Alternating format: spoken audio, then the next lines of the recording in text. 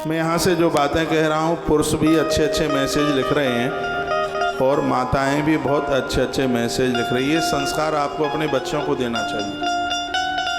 Government के द्वारा तो क्लासों में ये बातें पढ़ाई नहीं जाती। आप कथा क्यों सुनते हैं? इसलिए कि ये बातें आप अपने बच्चों को बता सकें। कोई बच्चा नौकरी के लिए जाता है तो उससे पहले ट्रेनिंग दी जाती है। आपकी बेटियां ठीक से ससुराल में क्यों नहीं रह पा रही हैं?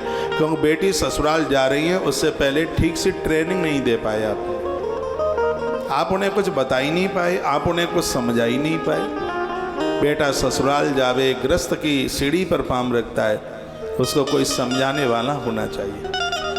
क्या आपने कथा में नहीं पढ़ा?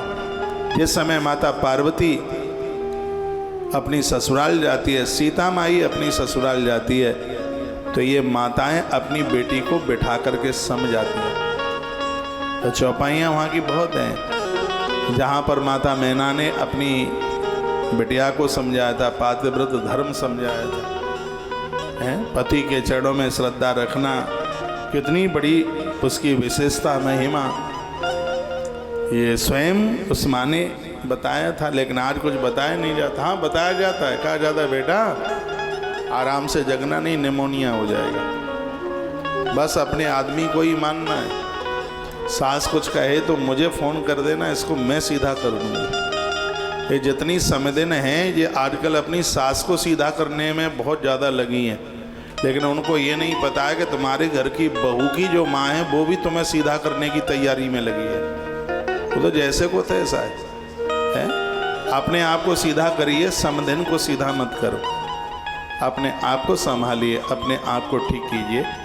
कथाएं कहानी किस्सा बन करके न रह जाएं, ये कथाएं जिंदगी बन जाएं, ये कथा जीवन बन जाए। जो जीवन में बेटे वाला है वो बेटी वाला भी है, जो बेटी वाला है वो बेटे वाला भी। अपने घर को आनंद के समुद्र में, आनंद की सरता में डुबकी लगाओ, आनंद हो जाएगा। तो थोड़ा सा जीवन है, काय की लड़ाई, काय के झगड़े। ईश्वर के भरोसे पर सत्कार्यों के साथ जीवन जिया जाएगा तो जिंदगी जीने में बहुत आनंद आएगा। परिवर्तन कीजिए अपने आप का। अभी इस कथा को सुनिए, जिसमें महात्मा भरद्वाज अपनी पत्नी कृपी के साथ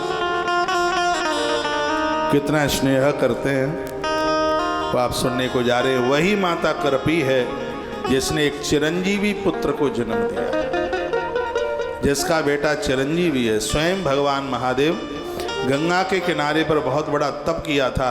गुरु द्रोणाचार्य ने, भगवान महादेव स्वयं प्रसन्न हो गए थे, प्रकट हो गए थे। कहा वरदान मांगिए, वरम बुरु ही वरदान मांगो।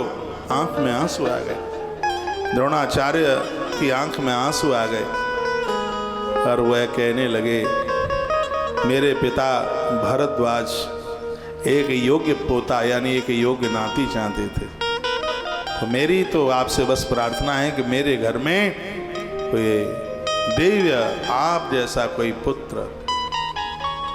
का मुझ जैसा कैसा?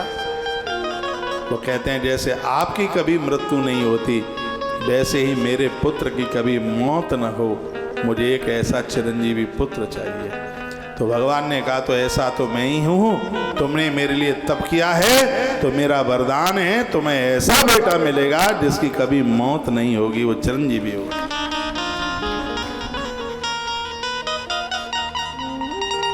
दो जगह शंकर जी ने ऐसे वरदान दिए थे। एक दिया था महात्मा शिलाद को वरदान, जिनके यहाँ अयोनिज पुत्र हुआ, जिसको हम नंदी भगवान के नाम से जानते हैं। जो शंकर जी जिस पर सवारी करते हैं, नंदी जी, ये महात्मा शिलाद के पुत्र हैं। हाँ, बछड़ा बनने का वरुण लोक की एक लंबी कथा है, उसको मैं आपको सुना दूंगा। ये बछड़ा कैसे बन गए, नंदी वृषभ कैसे बन गए।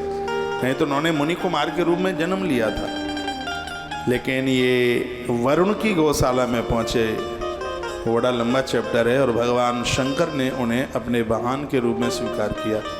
तो शंकर जी ने महात्मा शिलाद को भी वरदान दिया कि कभी जिसकी मृत्यु नहीं होगी ऐसा बेटा तुम्हें हमें प्रदान हम तुम्हें करेंगे। स्वयं शिव ही नंदी बने। महादेव के 112 अवतारों में नाम आता। और महात्मा भरद्वाज के पुत्र द्रोणाचार्य ने भी वरदान में यह मांगा था पिता के पुत्र की मृत्यु होती है उसे भारी कष्ट होता है। मैं नहीं चाहता बहुत मेरे पुत्रों एक हो, लेकिन वो एक हो चिरंजीवी हो जिसकी मृत्यु न हो। भगवान ने कहा तो हम ही तुम्हारे पुत्र बन करके आ गए। चिरंजीवी मांगा था इसलिए चिरंजीवी बन करके आए। कुछ और मांग लेते, विद्वान मांग लेते, सहज मांग लेते, सात्विक मांग लेते, बिना लड़ने वाला मांग लेते तो महादेव वैसा दे देते। तो उसने चिरंजीवी मांगा था तो वो चिरंजीवी आज भी चिरंजीवी है, चिरंजीवी है।